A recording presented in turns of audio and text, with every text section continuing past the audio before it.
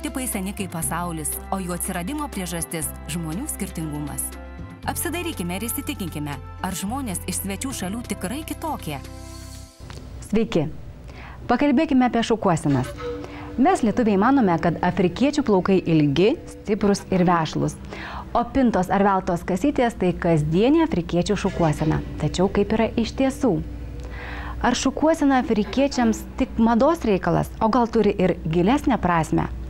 Pasakoja afrikietis Musa Malonė. Natūralūs afrikiečių plaukai yra labai trumpi, kaip mano. Moterys naudoja priemonės, kurios padeda užsiauginti ilgesnius plaukus. Kitos tiesiog prisiaugina dirbtinių, kad tikrieji plaukai atrodytų ilgesni. Yra labai gražių šukuosenų, bet jų padarimas kainuoja labai brangiai. Specialiomis progomis moteris mėgsta prasilginti plaukus. Jos pas specialistus dirbtinai prisiaugina plaukus, kad jie atrodytų ilgesni. Aš maniau, kad afrikietės merginos turi labai nepaklusnius plaukus. Vienas dalykas. Kitas dalykas, jos mėgsta pinti labai daug kasyčių. Dabar jau žinau, kad merginos labai mėgsta keisti šukuosenas.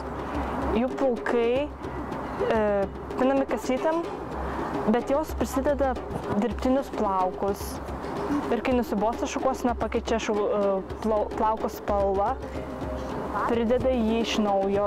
Gali vieną savaitę būti su trumpais, kitą savaitę su ilgais plaukais. Visų pirma, mūsų šukuosenos vis keičiasi. Visai neseniai mėgome labai ilgus plaukus, bet pasikeitus madai juos nusikirpome. Merginoms labai patinka įvairios kaselės, vyrai stengiasi neužsiauginti ilgų plaukų. Nuo senų laikų kai kurie žmonės vis dar linkę prie afro stiliaus šukuosenų. Kaip matot, mano tokio tipo. Merginos, kaip daro savo plaukus, jos tiesiog prisiuva. Supina kasytėm savo nepaklusnius plaukus, tuos afrikietiškus, tada su adata ir siūlu šituos netikrus plaukus prisiuva aplinkui sluoksniais ir jie krenta labai gražiai.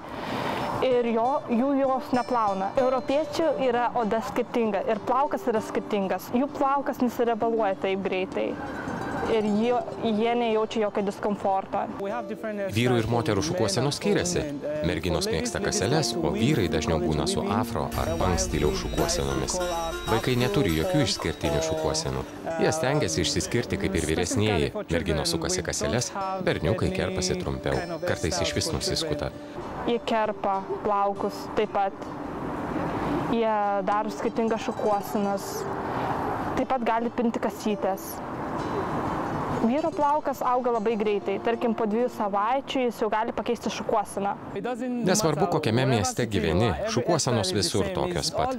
Viskas priklauso nuo to, kiek pinigų gali skirti savo šukuosenai, nes kai kurios yra labai brangios. Bendraja prasme šukuosenos miestuose ir kaimuose nesiskiria, bet kas gali pasidaryti savo patinkančią šukuoseną, jei tik turi pakankamai pinigų. Yra žmonių užsiimančių tokių šukuosenų darymu, bet kai kurie šukuosenas darosi ir namuose, jei jas moka daryti kas nors iš namiškių. Kasdieną gali padaryti tavo draugė, gali jinai supinti, gali jinai tau pridėti tą plauką, o kai nueini pas profesionalą, jis padaro visai kitaip. Tai yra nekasdieniška, tai yra galbūt netgi iššaukiančia, tai yra tavo fantazija. Kai nori neprisidėti netikrus plaukus, bet juos prisiauginti ilgesniam laikui, kad galėtų juos plauti kaip tikrus, kad nereiktų ten naudoti dušo kepuraitės, vestuvių proga, ilgesniam laikotarpiui, karališkosios šeimos. Dar priklauso šukuosenos, priklauso nuo jų regiono. Jie turi 3 regionus.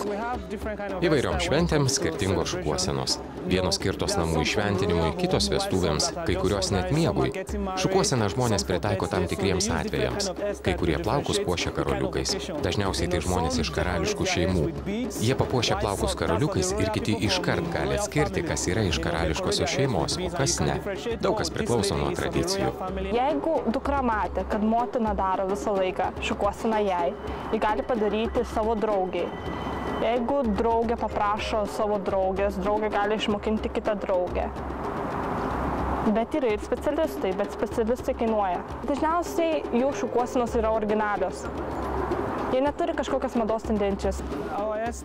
Mūsų šukuosena nėra apspręsta tradicijų. Pasirenkame tokias šukuosenas, kokias matėme augdami.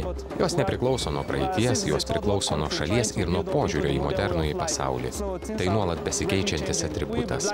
Juodaodžiai afrikiečiai, ypač muzikantai, stengiasi atrodyti moteriškiau.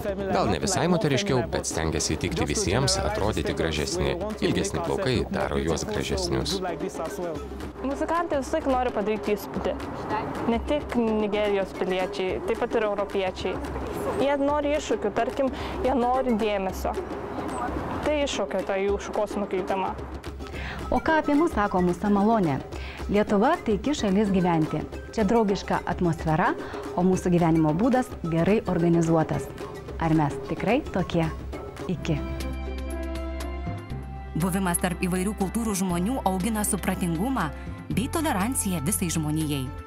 Tokias iniciatyvas remia Europos fondas trečiųjų šalių piliečių integracijai.